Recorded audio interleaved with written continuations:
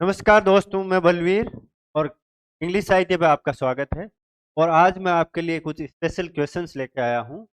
ये क्वेश्चंस है जो प्रीवियस ईयर क्वेश्चन पेपर है उनसे ही बनाए गए हैं, लेकिन मैंने जो कुछ राइटर है जैसे आपका पोप, ड्राइडन और सैमुअल जॉनसन, इन तीनों राइटर्स पे जितने भी प्रीवियस ईयर्स में जो क्वेश्चंस आए हैं वो क्वेश्चंस मैंने आपके 5 कुछ क्वेश्चंस के माध्यम से फ्रेम करने की कोशिश की है कि उन 5 क्वेश्चंस में जितने भी इंपॉर्टेंट टॉपिक्स हैं इनके वो आपके कवर हो जाए। ठीक है, तो इन 5 क्वेश्चन से आपको बहुत कुछ सीखने को मिलेगा।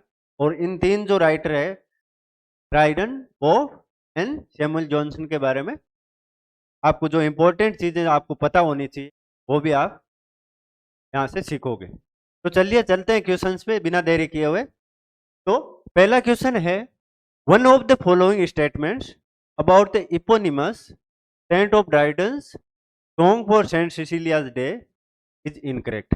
इस song for Saint Cecilia's day है, उनके बारे में इनकरेक्ट कौन सा है नीचे वाले स्टेटमेंट्स में, यह आपको देखना है। ठीक है, तो ए है, Saint Cecilia was a Roman lady an early Christian martyr and her festival is celebrated on 22 November in England. तो ये वाला सही है क्या? रोमन लेडी थी, ठीक है, और अर्ली क्रिश्चियन मार्टियर थी, और 22 नवंबर को सेंट सिसिलियाज डे होता है और ये इंग्लैंड में सेलिब्रेट किया जाता है। तो फर्स्ट वाला आपका क्या है? करेक्ट है। अब बी, बी है, Saint Cecilia was an American devotee of the Christian, he was a devotee of the Christian faith, but American ये नहीं थी, तो ये रॉन्ग हो गया आपका। ठीक है। See, John Dryden wrote Religio Laici, Religio Laici which means a layman's faith. ठीक है, तो ये भी आपका करेक्ट है, क्योंकि जो रिलीजियो लाइची है उसका जो सबटाइटल है वही क्या है? ए लेमेंस फेथ है। D, Saint Cecilia was a patroness of music who was fable to have invented the organ. तो ये पेट्रोनेस ऑफ म्यूजिक थी, म्यूजिक की पेट्रोनेस थी। और फेबल में इसको ऐसे दिखाया गया है कि इसने ऑर्गन को इन्वेंट किया। ऑर्गन क्या होता है? ऑर्गन होता है आपके एक म्यूजिकल इंस्ट्रूमेंट। क्या होता है? Musical instrument. ठीक है, तो यहां तक आपको क्लियर हो गया। अब हम देखेंगे थोड़ा कि सॉन्ग फॉर सेंट सिसिलिया, उसके बारे में थोड़ा सा डिटेल में पढ़ेंगे और थोड़ा सा अपन इसका एक्सप्लेनेशन देंगे। ज्यादा एक्सप्लेन करने की यहाँ जरूरत है नहीं इससे। तो a song for Saint Cecilia's day publish कब हुआ था? ये इंपॉर्टेंट डेट है। कब पब्लिश हुआ था? 1687 में। Is the first of the two great odes written by John Dryden. John Dryden ने 2 ओड लिखे थे, उन 2 ओड में से ये एक, ये पहला ओड है। अब दूसरा ओड कौन सा था वो आपको पता करना है, ये आप देखिएगा और कमेंट बॉक्स में लिखिएगा कि दूसरा ओड कौन सा है जॉन ड्राइडन का। एक तो song for Saint Cecilia's day हो गया। Saint Cecilia was an Christian martyr and patron saint of music and was fable to have invented organ. ठीक है, ये हमने पढ़ा था। The ceremony of Saint Cecilia's day observed every year on 22 November, ये भी पढ़ लिया था। अब इसमें एडेड फैक्ट ये है कि अलेक्जेंडर पोप ने भी एक ओड लिखा था और उस ओड का क्या नाम था? Ode on Saint Cecilia's day. और ये पब्लिश कब हुआ था? ये पब्लिश हुआ था 1708 में। ठीक है, तो ये आप याद रखिए कि अलेक्जेंडर पोप ने भी odd on Saint Cecilia's day लिखा था 1708 में। फिर रिलीजियो लीची और ए लेमेंस फेथ, ये कब पब्लिश हुआ था? 1682। Is a poem written in heroic couplet, और ये हेरोइक कपलेट में लिखी गई है। अगर आपको हेरोइक कपलेट यहां से समझ में नहीं आ रहा है तो मैंने एक सेपरेट वीडियो बनाया है जो अपना लिटरेरी टर्म्स एंड डिवाइसेस जो प्लेलिस्ट है उसमें आपको ट्विटर में जो 2 नंबर का वीडियो है वो आपको हेरोइक कपलेट पे है, तो वहां से आप देख सकते हैं अगर हेरोइक कपलेट आपको पढ़ना है तो। अब आगे चलते हैं अगले वाले क्वेश्चन पे दोस्तों।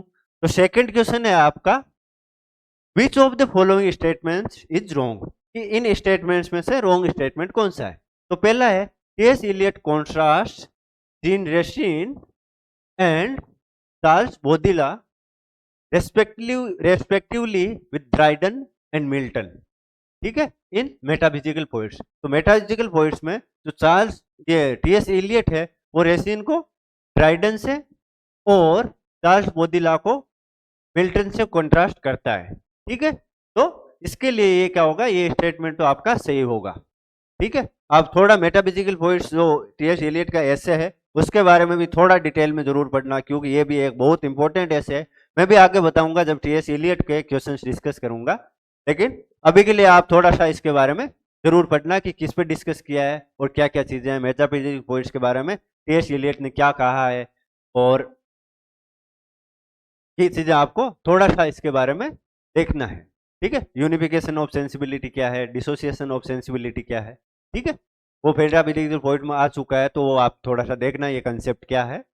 और आपको अगर मेरे से समझना है तो आप कमेंट बॉक्स में पूछ सकते हैं कि सर ये समझ में नहीं आया, तो मैं भी अगर आपका रेस्पॉन्स ढंग से आएगा तो मैं भी उस पर वीडियो बना दूंगा।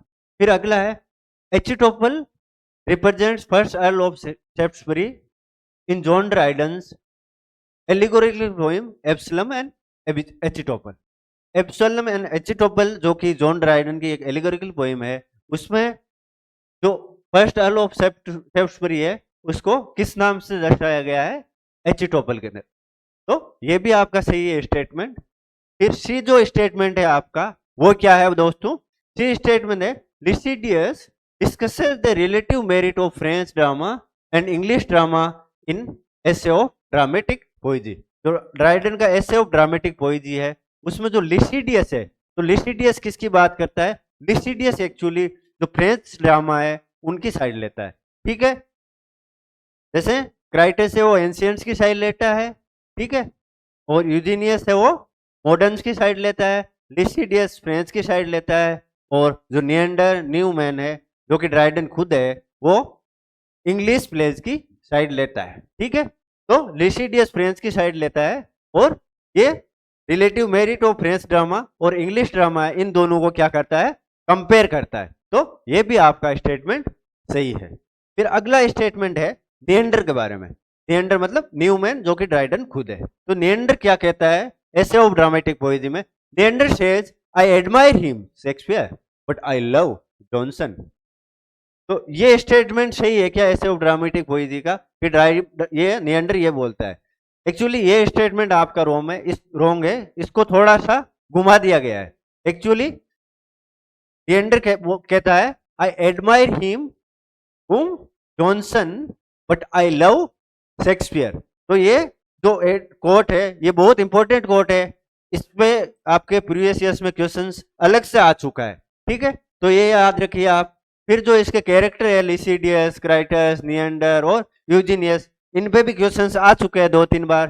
पहले तो कि वह कौन से व्यक्ति को जो रियल लाइफ में जो पर्सन थे उस टाइम में किसको कौन रिप्रेजेंट कर रहा है, दूसरा कौन किसकी साइड ले रहा है। तो इस टाइप से क्वेश्चंस आ चुके हैं आपके, तो थोड़ा ध्यान से देखिएगा। मैं आगे बताऊंगा आपको जो चारों कैरेक्टर है एसे ऑफ ड्रामेटिक पोएजी में, उसमें वो किसकी साइड ले रहे हैं और उनके जो मेजर आर्ग्यूमेंट्स क्या है उनके बारे में मैं डिस्कस करूंगा थोड़ी देर में। फिर थोड़ा इसके एक्सप्लेनेशन में चलते हैं। तो जैसे कि मैंने आपको बताया कि एसे ऑफ ड्रामेटिक पोएजी है जो ड्राइडन का, वो बहुत इंपॉर्टेंट है। ठीक है, तो इसी के बारे में थोड़ा सा डिटेल से पढ़ लेते हैं। तो देखिए दोस्तों, स्लाइड आपके सामने है और हम पढ़ने जा रहे हैं एसे ऑफ ड्रामेटिक पोएजी में थोड़ा डिटेल से, जो कि मोस्ट इंपॉर्टेंट चीजें हैं इसमें जो आपको भूलना नहीं चाहिए कभी, वो चीज हम पढ़ेंगे।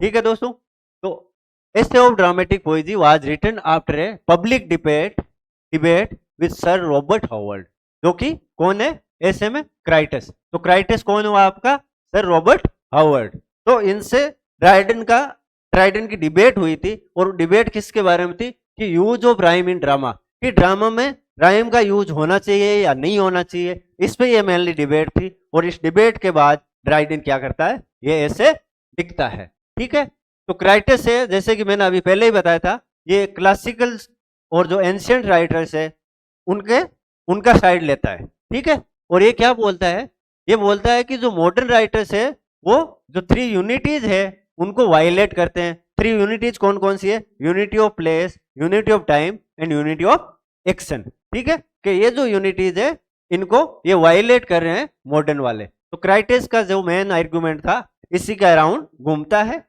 फिर आपका यूजीनियस, यूजीनियस कौन है इसमें? इसमें यूजीनियस है आपका चार्ल्स शेक्सपियर और लॉर्ड बकहर्स्ट। ठीक है, तो ये क्या बोलता है, ये किसकी साइड ले रहा है? ये साइड ले रहा है मॉडर्न की। ठीक है, इसकी साइड ले रहा है मॉडर्न की, इसकी साइड ले रहा है मॉडर्न की। ठीक है, याद रखना यूजीनियस मॉडर्न की ले रहा है और ये किसकी ले रहा है? क्लासिकल की। ठीक है, तो यूजीनियस जो चार्ल्स शेक्सपियर या लॉर्ड बकहर्स्ट है वो क्या बोलते हैं? वो बोल रहा है कि experience and rules are made by ancients. Ancient ने रूल्स ये बनाए हैं सारे। ठीक है, मेथड्स और रूल्स के लिटरेचर में क्या लिखा जाना चाहिए, कैसे नेचर को इमिटेट करना है, कितने एक्ट होने चाहिए प्ले में। ठीक है, यूनिटीज कैसे फॉलो कर दी चाहिए, राइम का यूज करना चाहिए या नहीं करना चाहिए, तो डिक्शन कैसा होना चाहिए, कैरेक्टर कैसा होना चाहिए। तो ये जो सारे रूल्स है, जो रेगुलेशंस है, वो एंशियंट्स ने बनाए हैं और उन्होंने ही डिफाइन किया कि एक्सपीरियंस क्या है। ठीक है, ancient plays neither delight nor instruct. जब वो, और जो एंशियंट प्ले है, जो एंशियंट जो ड्रामा है, वो ना तो डिलाइट करता है, ना तो आपको एंटरटेन करता है, और ना ही आपको इंस्ट्रक्ट करता है, मतलब कोई शिक्षा देता है। As there is no poetic justice. क्यों? क्योंकि वहां पे कोई पोइटिक जस्टिस नहीं है। पोइटिक जस्टिस क्या होती है? पोइटिक जस्टिस एक्चुअली ये होती है कि कोई भी ड्रामा है उसमें अगर अच्छा कैरेक्टर है तो उसके साथ अच्छा होना चाहिए, बुरा है तो बुरा होना चाहिए, और जो उसमें जो इश्यू है, जो कॉन्फ्लिक्ट है, वो एक नेचुरल लॉ के हिसाब से रिजोल्व होनी चाहिए। ठीक है, तो ये पोइटिक जस्टिस है, और मैं डिटेल में आपके पोइटिक जस्टिस के बारे में अलग से वीडियो बनाऊंगा, उसमें आप देख सकते हैं कि पोइटिक जस्टिस क्या है। ठीक है, तो whereas modern added many new features to poetry. जबकि ये बोल रहा है, यूजीनियस बोल रहा है कि मॉडर्न से उन्होंने काफी सारे न्यू फीचर्स है वो पोइट्री में ऐड किए हैं, और जो एंशियंट है उन्होंने खाली एक्सपीरियंस और रूल्स है उनको डिफाइन किया है, और उनके जो प्लेज है वो ना तो इंस्ट्रक्ट करते हैं और ना ही एंटरटेन करते हैं या डिलाइट करते हैं। ठीक है, अब देखिए लिसिडियस क्या बोलता है। लिसिडियस जो कि चार्ल्स शेडली को रिप्रेजेंट कर रहा है, ये फ्रेंच प्लेज की, फ्रेंच प्लेराइट्स है उनकी साइड ले रहा है। तो ये बोल रहा है कि फ्रेंच प्लेराइट्स है वो जो 3 यूनिटीज है, unity of place, unity of action and unity of time, उसको अपहोल्ड कर रहे हैं कि फ्रेंच प्लेज है वो तीनों यूनिटीज फॉलो कर रहे हैं। और इसमें क्या होता है, एक्शन से वो एक ही एक्शन पे जो प्ले है वो आधारित होता है, मल्टीपल एक्शंस नहीं होते, अलग अलग एक्शंस नहीं होते। जैसे कि आप अगर शेक्सपियर में पढ़ोगे तो शेक्सपियर में आप क्या देखोगे कि जैसे फॉर एग्जांपल हेमलेट, तो हेमलेट में आपको एक प्ले चल रहा है, उसके प्ले विद इन प्ले वो दूसरा भी एक्शन चल रहा है। वैसे ही दूसरे और भी बहुत सारे प्लेज में आपको दो दो प्लॉट मिलेंगे, दो दो एक्शन पैरेलल चल रहे हैं। लेकिन फ्रेंच प्लेज में लिसिडियस बोल रहा है कि ऐसा नहीं है, और ना ही मल्टीपल इंसिडेंट है। ठीक है, और उनमें मेन जो फोकस होता है प्लेज का, फ्रेंच प्लेज में, वो एक कैरेक्टर पे रहता है। एक कैरेक्टर है वो एग्जाल्टेड है, ऊपर उठाया हुआ है, उस पर ज्यादा फोकस है, और जो दूसरे जो कैरेक्टर्स है उन पे जितना उनको जरूरत है उतना फोकस दिया जाता है। ठीक है, तो ये इसके कहने का मतलब है।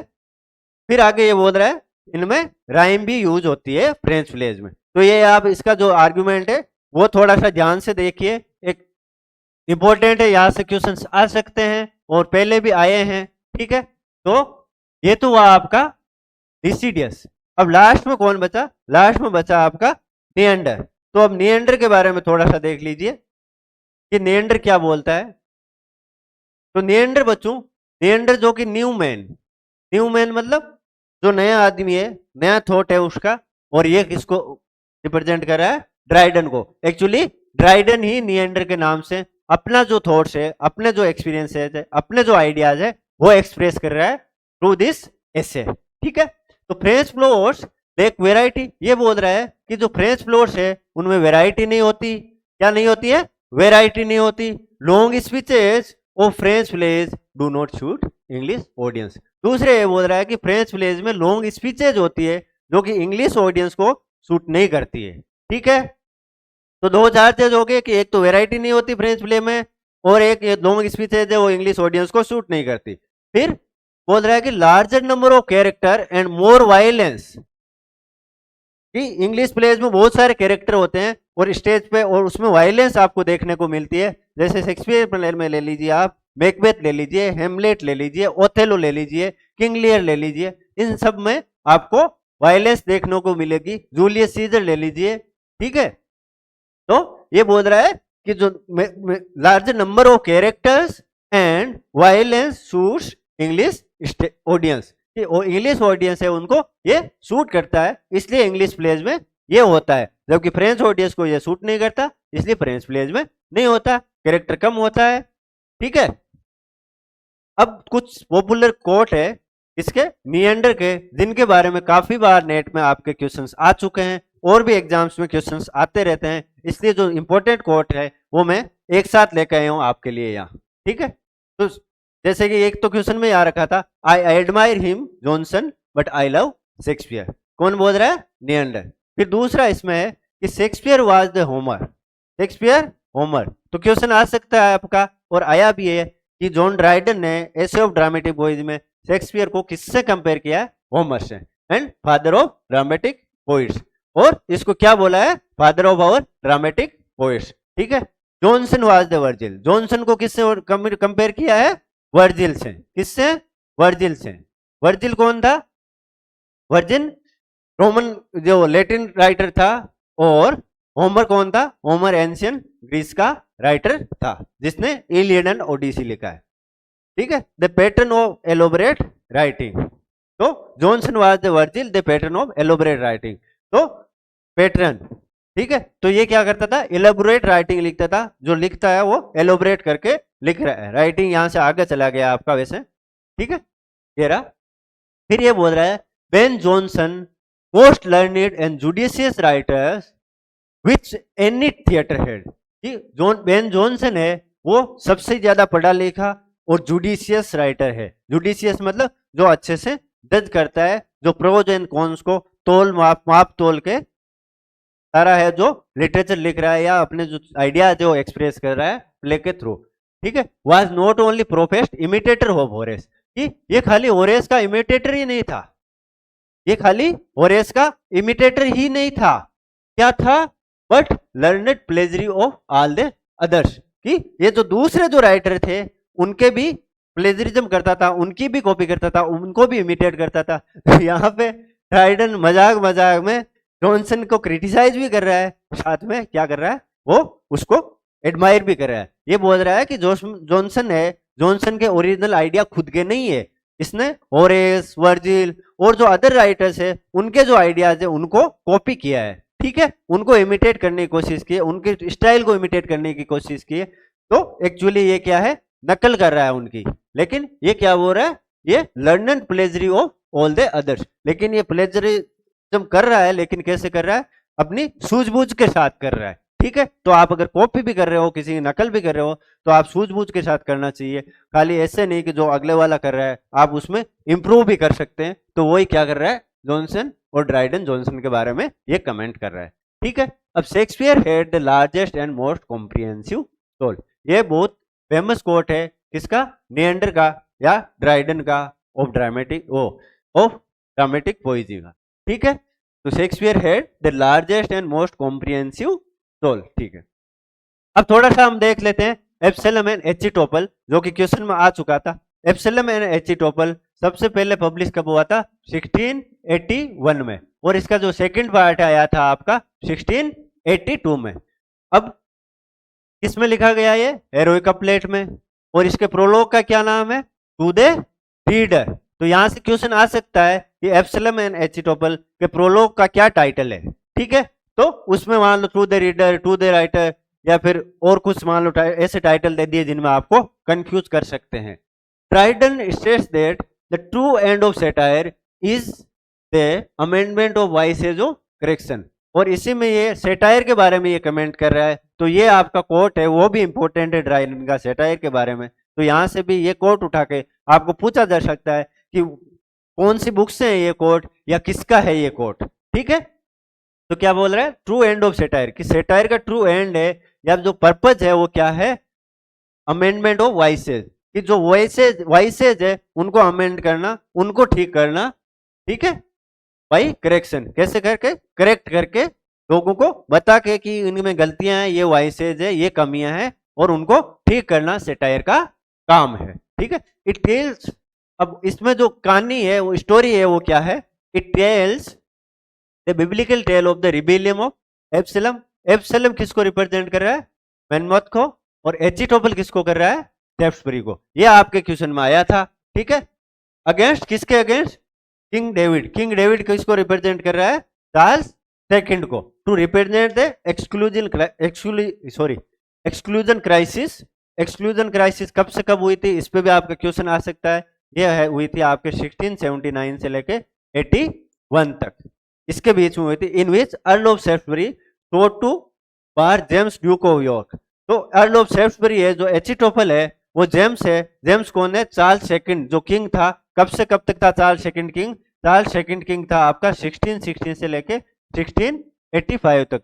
तो इसको ये डिथ्रोन करना चाह रहा है, और ये चाहता है कि जो इसका जो ब्रदर है, जो जेम्स है, ड्यूक ऑफ यॉर्क है, वो किंग ना बने। कौन चाह रहा है? ये अर्ल ऑफ सेफ्टबरी। और जो मनमोथ है, वो कौन है? ड्यूक ऑफ मनमोथ कौन है? ये किंग है, जो चार्ल्स है, उसका एक इलिजिटमेट सन है। ठीक है, और सेफ्टबरी चाहता है कि मनमोथ किंग बने चार्ल्स के बाद। ठीक है, क्योंकि चार्ल्स सेकंड है, उसके कोई लिजिटमेट सन नहीं था, आउट ऑफ वेडलॉक कोई भी उसका सन नहीं था, तो उसका उत्तराधिकारी कोई नहीं था, इसलिए ये क्राइसिस या फिर ये कन्फ्लिक्ट चल रही थी। ठीक है, हाँ, ये हो गया ड्यूक ऑफ मनमोथ। अब इसका जो सेकंड पार्ट है, जो 1682 में पब्लिश हुआ था, वो किस किस ने कंपोज किया है? एक तो नाहुम टेट एंड ड्राइडन। तो ड्राइडन के साथ नाहुम टेट ने भी इसमें कोलैबोरेट किया है। और किसके अगेंस्ट लिखा है ये? किसको सेटराइज किया है इसमें? थॉमस सेडवेल, जो कि बहुत फनी कैरेक्टर है, या फिर बहुत ड्राइडन ने बहुत क्रिटिसाइज किया है इसको। और उसके साथ साथ कौन आ गया लपेटे में? उसके साथ साथ आपका लपेटे में आ गया एकनाथ सेटल।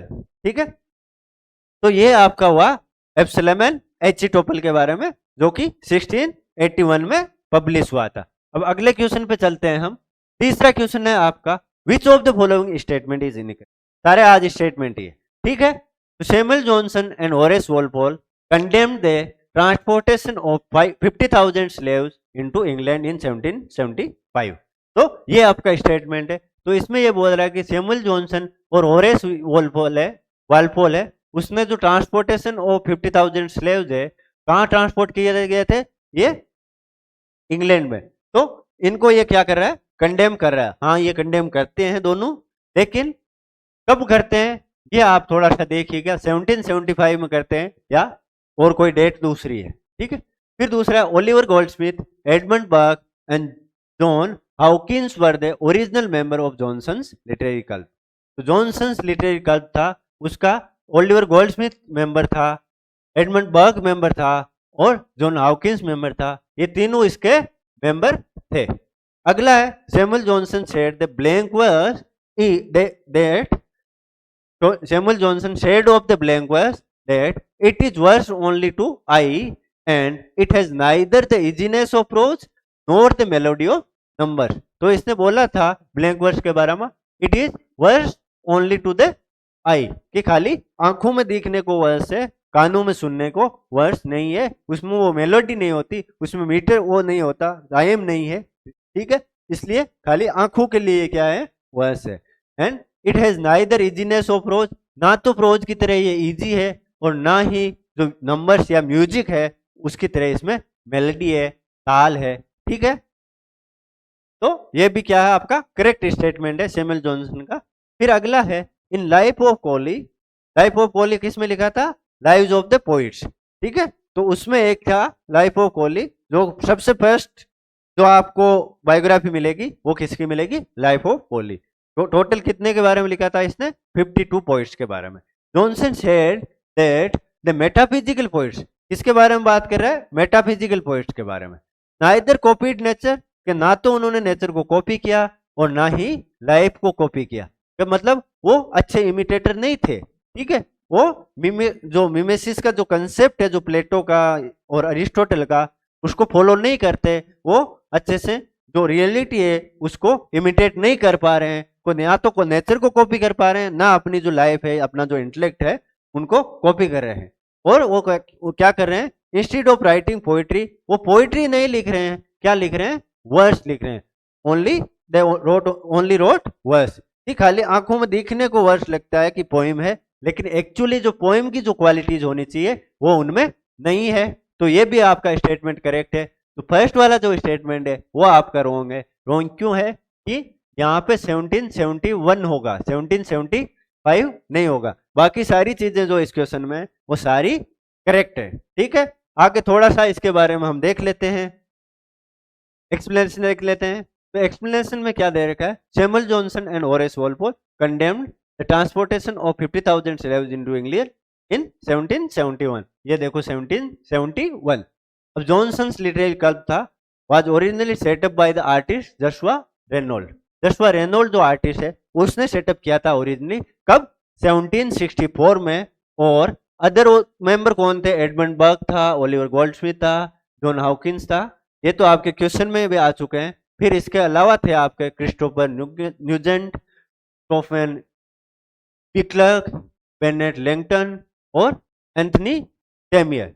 तो ये जो सारे आपके हैं वो इसमें टोटल मिला के कितने, 9 लोग थे जो ओरिजिनली इस क्लब के मेंबर थे। तो हो सकता है इस बार इससे क्वेश्चन पूछा गया है तो आगे आपका क्वेश्चन इनके नाम से भी आ जाए कि इनमें से कौन सा नहीं था या फिर इनमें से कौन सा था, ऐसे भी क्वेश्चन आ सकता है आपका। तो थोड़ा सा इनको देख लीजिए, ज्यादा रटने की जरूरत नहीं है, 2-3 बार पढ़ो ध्यान से तो थोड़ा याद रहेगा आपको, फिर आपको क्वेश्चन में आएगा तो आपको याद रहेगा। फिर ओलिवर गोल्डस्मिथ है, तो ओलिवर गोल्डस्मिथ इसका क्लब का मेंबर था, तो मैंने सोचा इसके बारे में भी थोड़ी सी इंफॉर्मेशन ऐड कर देता हूं। तो इसका तो द डिजर्टेड विलेज है जो कि 1770 में पब्लिश हुआ था, बहुत इंपॉर्टेंट वर्क है, इसके बारे में थोड़ा जरूर देखना आप। और इसके जो दूसरे वर्क है, the vicar of Wakefield, the good natured man and she stoops to conquer. फिर होरेस वॉलपोल है, उसका द कास्टल ऑफ ओट्रेंटो है जो कि 1764 में पब्लिश हुआ था। देखिए 1764 ये क्लब बना था, उसी टाइम ये क्या हुआ था, आपका कास्टल ऑफ ओट्रेंटो पब्लिश हुआ था। और ये आपका क्या है, ये आपका फर्स्ट गोथिक नॉवल है। कौन सा नॉवल है, गोथिक। तो गोथिक जो राइटिंग थी उसमें ये फर्स्ट गोथिक नॉवल है। कौन सा, Castle of Otranto by Horace Walpole.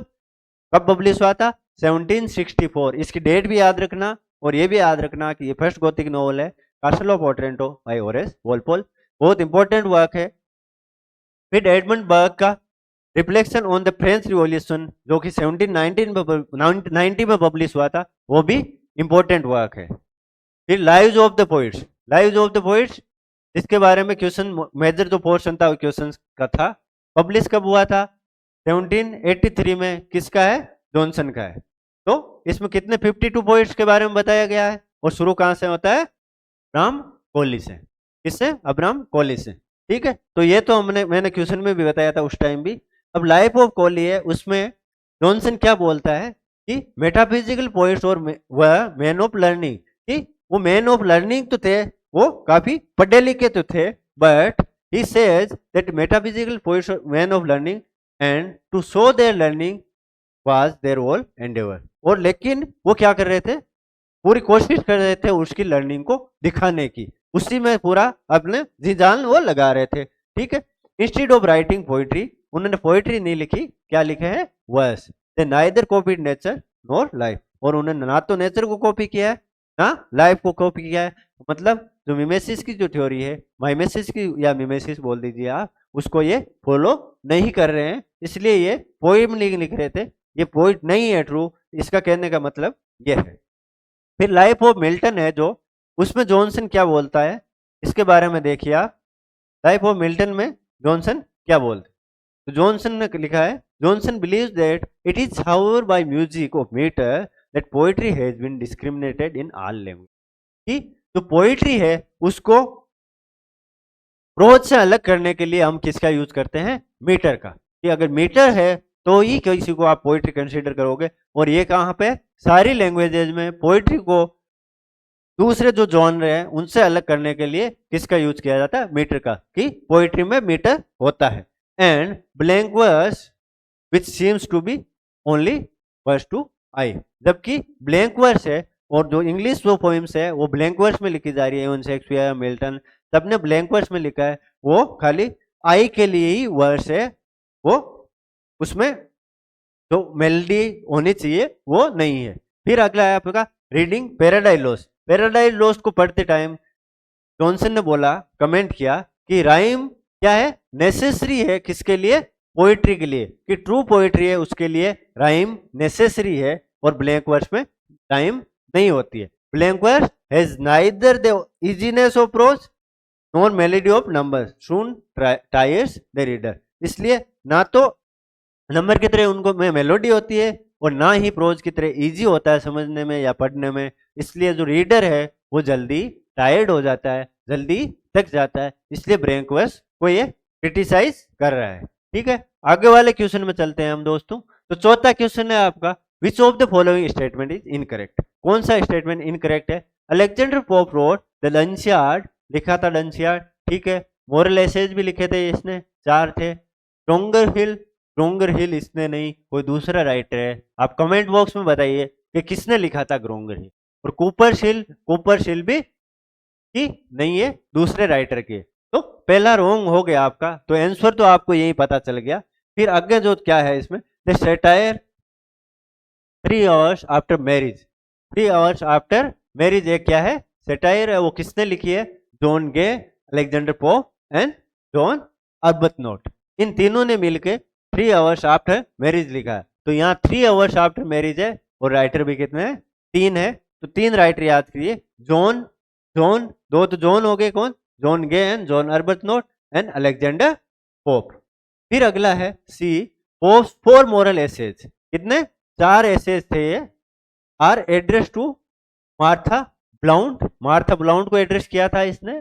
फिर लॉर्ड कोबहम को भी किया था, बाथर्स्ट को भी किया था और बर्लिंगटन को भी किया था। तो इन चारों को जो 4 इसके जो ऐसे है मोरल ऐसे, वो चारों इन चारों को एड्रेस्ड है। ठीक है, अगला है an essay on criticism, criticize the critics who जज works based on personal prejudice. कि जो ऐसे ऑन क्रिटिसिज्म है जो पोप का, वो किसको क्रिटिसाइज कर रहा है?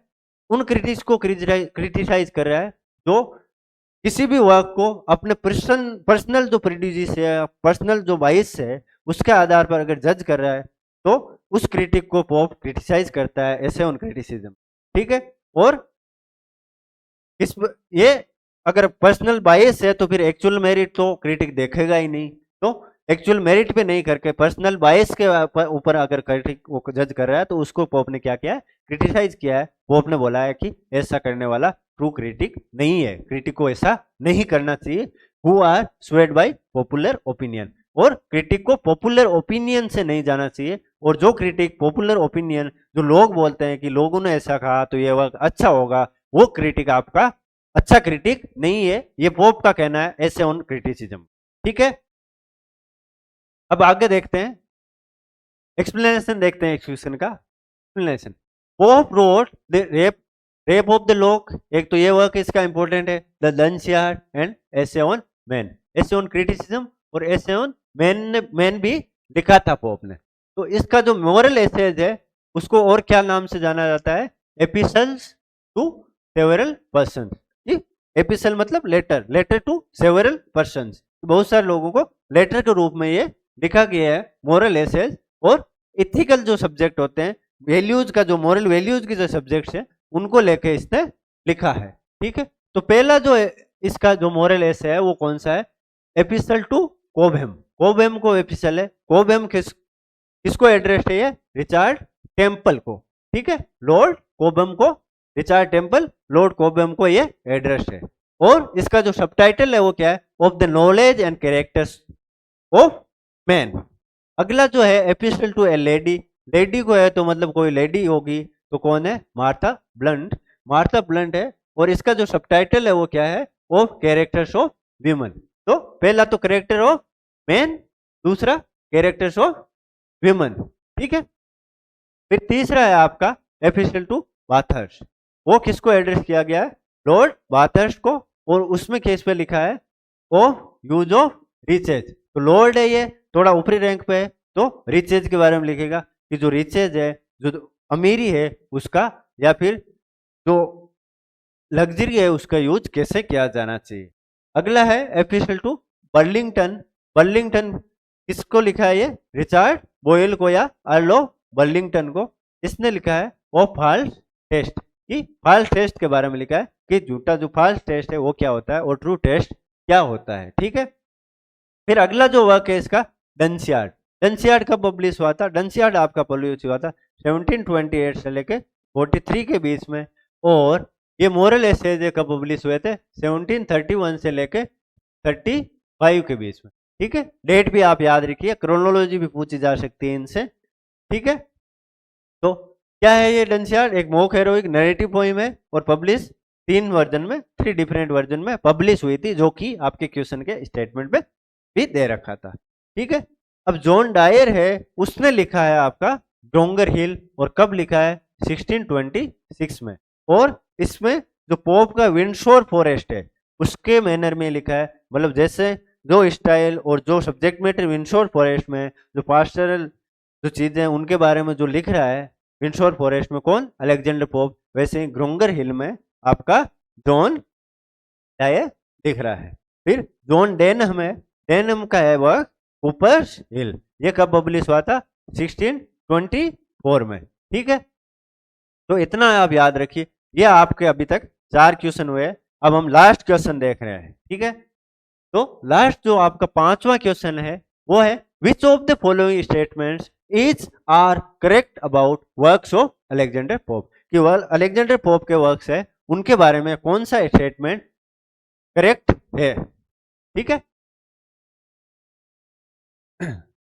तो पहला इसका है an essay on criticism is an inquiry into, sorry यहाँ पे है ना, आप थोड़ा सा करेक्शन कर लिए, इज आप यहाँ पे कर दीजिए इनकरेक्ट। ठीक है, पहले मैं क्वेश्चन दूसरा बना रहा था, फिर वो क्वेश्चन काफी बड़ा हो रहा था तो मैंने क्वेश्चन चेंज कर दिया, या मैं करना चेंज भूल गया।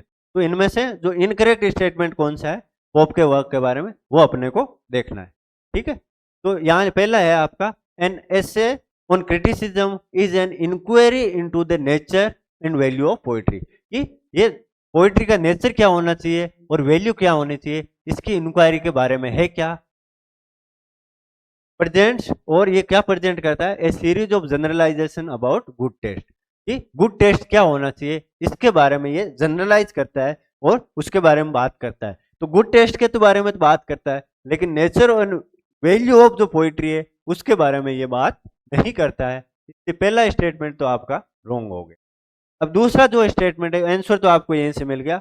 अब अगले वाले स्टेटमेंट देखते हैं। It explores the challenges of impartial and just criticism.